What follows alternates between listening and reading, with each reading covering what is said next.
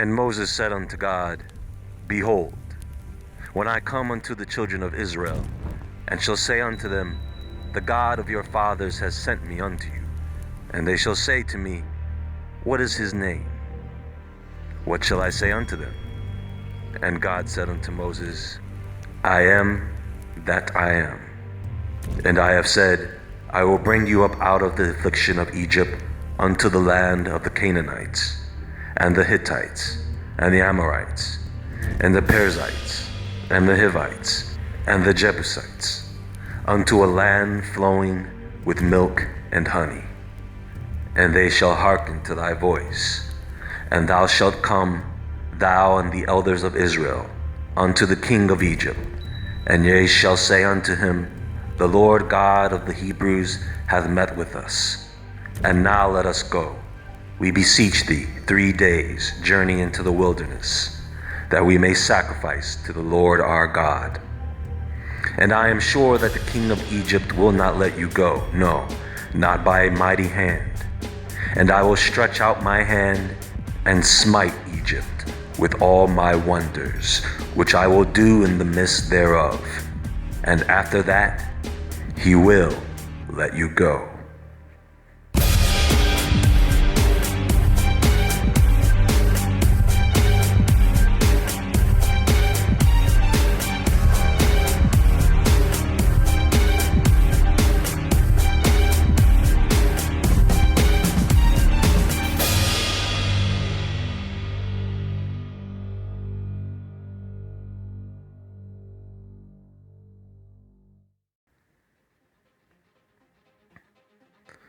So there are a few things that I would like to discuss. First, did the 10 plagues of Egypt happen?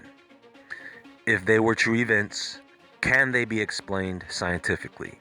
And were they isolated events? Also, what is the significance of those events in today's world?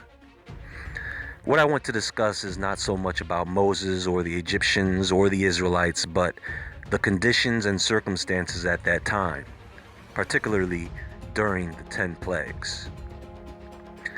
So after Moses meets with the God of the Hebrews, Yahweh or Jehovah, he meets with Pharaoh to propose a religious holiday for the Israelites. Now when I say Israelites, I also mean everyone else that lived and worked among them. Understand that Ramesses, the Egyptians, went to war with other civilizations and brought back with them prisoners who were then put to work in Egypt. And people miss this. This is how cultures and stories get mixed, as well as races. Keep in mind, the Egyptians were very organized. They had schedules, timetables, wages for their workers. It wasn't like most people think. So with that said, a short holiday for the Israelites to take off work and worship their God was probably thought to be a reasonable request. But Pharaoh says, I don't know this God of the Hebrews. He is nowhere on my long-ass list of gods, so that's a no-go. I want everyone to think about this for a moment. Pharaoh had more than 10 chances, plenty of time, to say yes to something that didn't even really matter to him. You think Pharaoh really cared about giving the Israelites time off? He was more interested in spiting their God, of course. I mean, after all, he does have a reputation to uphold as God King of Egypt, and does consider himself the reincarnation of one of these gods. So here comes the first of the 10 plagues. By the way, 10 apparently is a significant number of completion, such as the 10 Commandments and 10 plagues for 10 of the Egyptian gods.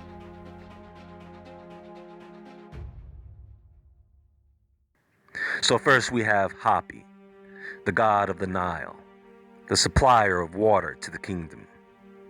And the sidekick of Moses, Aaron, took a rod to the Nile, turning the water into blood. The water became terribly polluted, thus all the fish died, and of course the stink of the river filled the air for a good 7 days.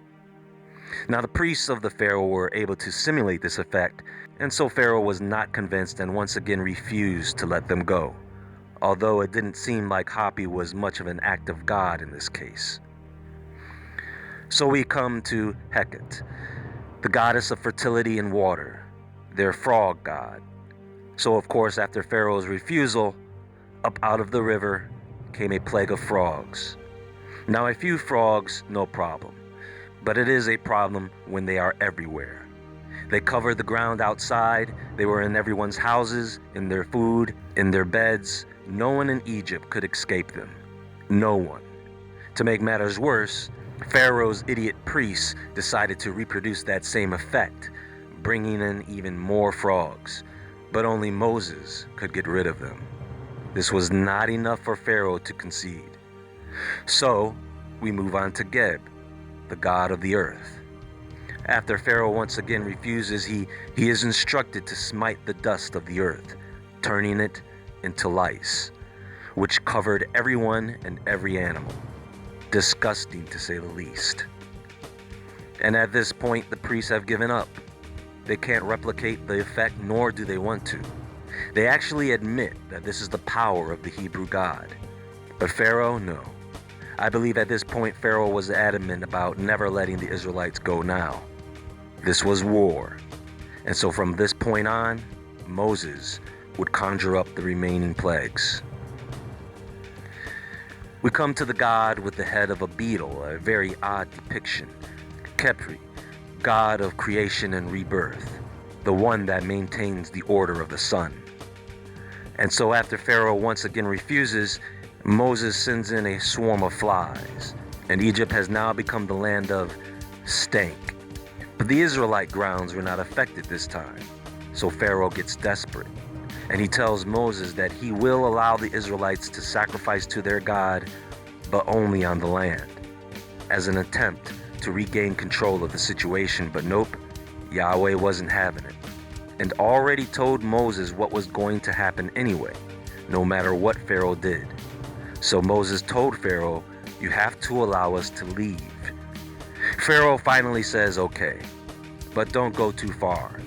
He even acknowledges the Hebrew God and asks him for help with dealing with the other gods of Egypt. But for some strange reason, Pharaoh reneges and starts worshiping the Egyptian gods once again. At this point, Pharaoh is very much aware of the God of the Hebrews and has a very clear understanding of what could occur if he refused the request again. He was probably thinking another pest invasion would occur, but no, this was bad. And so we come to Hathor, the god of love and protection. This goddess with the head of a cow couldn't offer enough love and protection to the livestock of the Egyptians as they became infected with disease and began to die off. This was catastrophic as their livestock supported their economy. Loss of food, services. How do you farm without livestock? How do you move things? What do you do for transportation? Following this event, unannounced to Pharaoh, Moses was instructed to blow ashes over the kingdom, thus resulting in boils and sores on the bodies of the Egyptians, but not the Israelites. This put the people of Egypt in a very unclean state where even the priests of the Pharaoh could not perform their duties, and as a result, they hid away, and we don't hear from them ever again. A plague to spite the god Isis, goddess of peace and medicine. By the way, isn't it amazing how Native American this artwork looks? Anyway, Nut, the goddess of the sky. So Moses once again warns Pharaoh that if he doesn't give in and let his people go and dump those other gods along with that as an added interest, then there would be no escaping the next plague. And this time all the Egyptians would be allowed to hear this warning and decide for themselves who they wished to follow. This brought about a division in the kingdom. So you can see that we have a good mixture of people who left with Moses. So a storm of hail came, hail that turned into fire as it hit the ground. This destroyed most of their crops, some crops that they were dependent on to make clothing, further crippling their society. But they still had some grains to work with, which would buy them and Pharaoh enough time to further refuse, which was now a command by the God of the Hebrews. So the god of storms and chaos, Seth, would be hit next, bringing in a swarm of locusts. There was very little food. So now everyone left standing was facing imminent death if Pharaoh did not do something, and soon. But Pharaoh wanted to be a difficult person and said no. Again, after locusts and hailfire. I guess he really wanted to see how far the Hebrew God could go. So, in spite of one of the most revered Egyptian gods, Ra, the god of the sun, the Egyptians were plagued with 3 days of pitch black darkness. This was not like the power going out, no. It was a darkness that you could feel, like a cloud or a blanket of darkness, as if there were no sun. Although this does not seem like it was as bad as the other plagues, it is definitely the most ominous. This plague is a warning itself. It is the calm before the real storm. It is the final warning to Pharaoh and the other remaining Egyptians that this is it. He has 3 days to think about it in time out, or in other words, in complete darkness, where he would have some sensory deprivation that could allow him to think a bit clearer. The people of Egypt at this time thought of Pharaoh as the best Pharaoh Egypt ever had, and it seemed as though he wanted to do the right thing. However, there seemed to be other forces that kept influence and command over him. Perhaps the other gods of Egypt. So after the curse of darkness was lifted, Pharaoh went back to try and cut a deal with Moses, telling him that they could leave. But they had to leave behind their animals, since they were just going to sacrifice the animals to the Hebrew God anyway. But again, it didn't matter, because the God of the Hebrews had already said what would happen, and there was no changing it. Moses refused Pharaoh's offer, so Pharaoh says, "You know what? Freak it. Let your God send another plague. I don't care. Do your worst."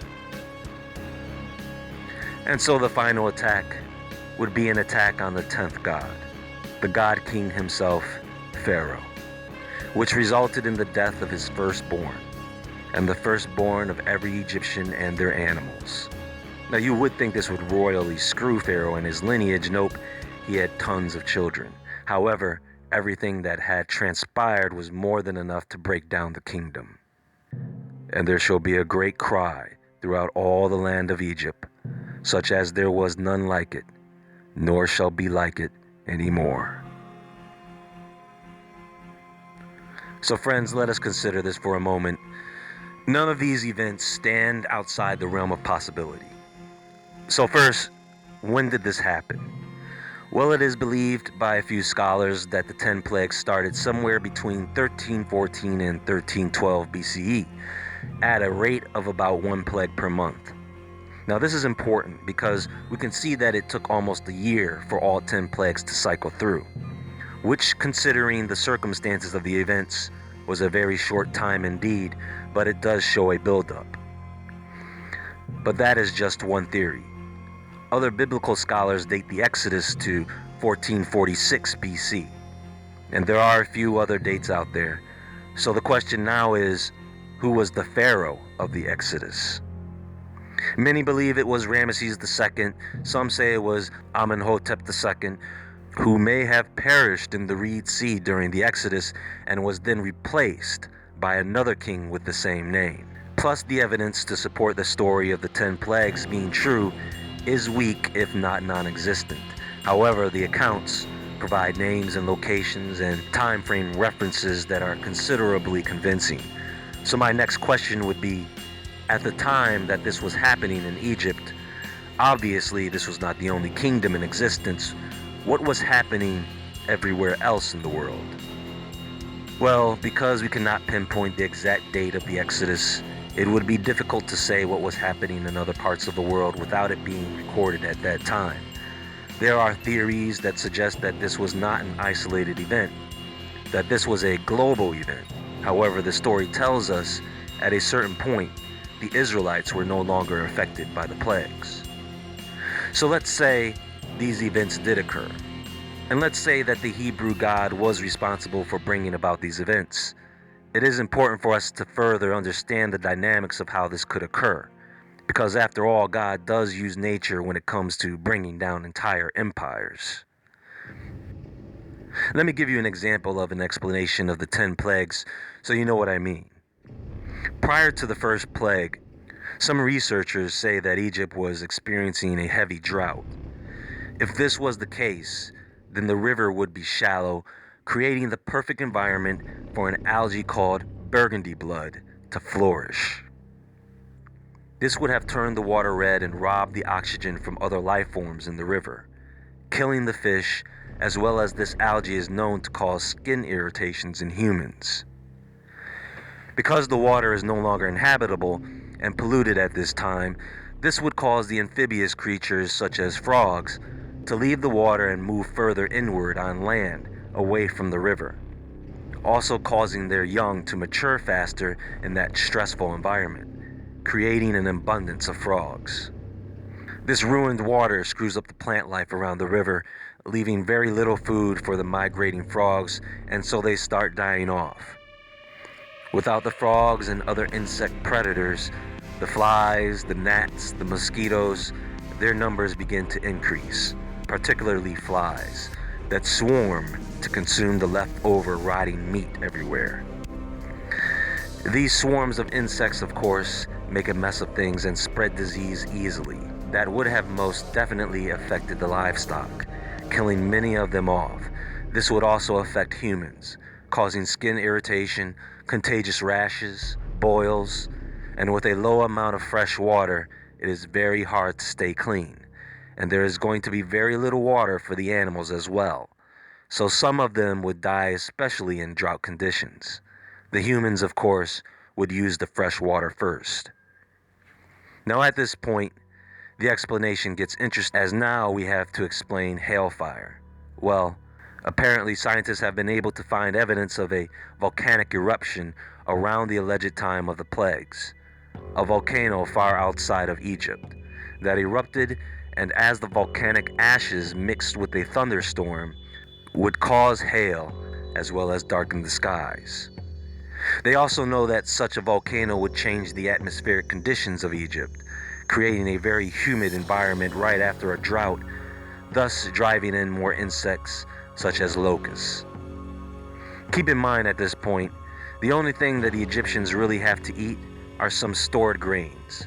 For some reason or other, they have this thing where they give the firstborns extra rations of whatever food is left, and I get it, to preserve the bloodline.